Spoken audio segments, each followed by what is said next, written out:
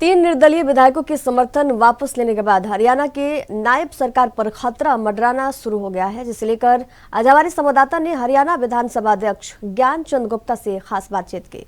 इस दौरान उन्होंने कहा कि जो तीन निर्दलीय विधायकों ने समर्थन वापस लिया है, उन्होंने राज्यपाल को लिख कर दिया होगा, लेकिन अभी तक हमारे पास राज्यपाल की तरफ से कोई निर्देश नहीं आया है। आगे हमारे पास जो दिशा निर्देश आएगा उसके हिसाब से हम काम करेंगे। आयाराम गयाराम की राजनीति के लिए मशहूर रहा हरियाणा अब फिर वही दौर देख रहा है। लोकसभा चुनाव की बढ़ती तपिश के बीच जो राजनीतिक घटनाक्रम उपजा है, उसके सरकार पर क्या असर हैं, ये हम जानेंगे विधानसभा अध्यक्ष ज्ञानचंद गुप्ता जी से। गुप्ता जी, आप जानते हैं कि पंचकूला विधानसभा को रिप्रेजेंट भी करते हैं और भाजपा के सीनियर नेता भी हैं। नमस्कार सर। नमस्कार सर, ये बताएं कि जो ताज़ा राजनीतिक घटनाक्रम उपजा है कल, उसको आप किस तरह से लेते हैं? पहले तो आयाराम गयाराम की राजनीति के बीच अभी तक अगर मेरी बात माने, कोई ऐसा घटना कार्यक्रम मेरी जानकारी के अंदर नहीं आया है। ये सब जो बातें हो रही हैं अनऑफिशियल हो रही हैं।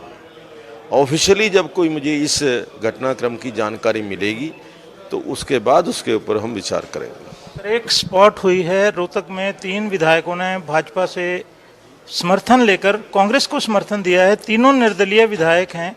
आप ऑफिशियल और अनऑफिशियल की परिभाषा थोड़ा बताएं और क्या मानते हैं? नहीं, मैं समझता हूं कि अगर जो उन्होंने समर्थन वापस लिया है, राज्यपाल महोदय को उन्होंने अवश्य लिख करके दिया होगा। कोई भी कम्युनिकेशन राज्यपाल महोदय की ओर से हमारे पास आएगा, उनके दिशा निर्देश के अनुसार हम काम करेंगे। अभी तक हमारे पास ऐसा कोई दिशा निर्देश राज्यपाल महोदय की तरफ से नहीं आया है।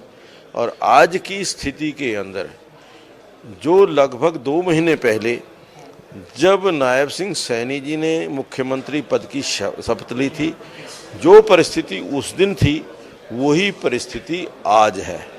अब इसके बाद क्या घटनाक्रम आगे आता है वो देखेंगे।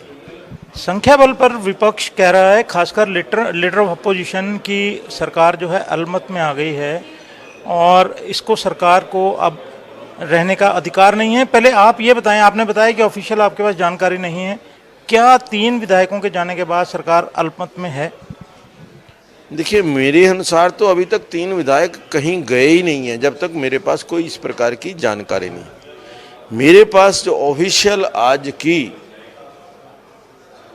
संख्या है, जो दलीय स्थिति है, वो भारतीय जनता पार्टी के 40, कांग्रेस पार्टी के 30, जननायक जनता पार्टी के 10, 6 निर्दलीय, 1 हलोपा और 1 इंडियन नेशनल लोकदल, ये 88 लोग जो हमारे विधायक हैं, जो उन्होंने पहले कहीं पर भी समर्थन दिया या समर्थन वापस लिया, उसकी जानकारी मेरे पास अभी तक कोई नहीं है। जो पुरानी जानकारी के अनुसार 88 सदस्य हैं और जैसे पहले सरकार इंटैक्ट थी, जैसे पहले सरकार काम कर रही थी, अभी भी उसी प्रकार से सरकार काम कर रही है। कि अविश्वास प्रस्ताव लाना है, अगर 4 या 5 विधायकों के इस्तीफे विधानसभा से हो जाते हैं तो उतनी संख्या में ही सरकार को समर्थन चाहिए होगा।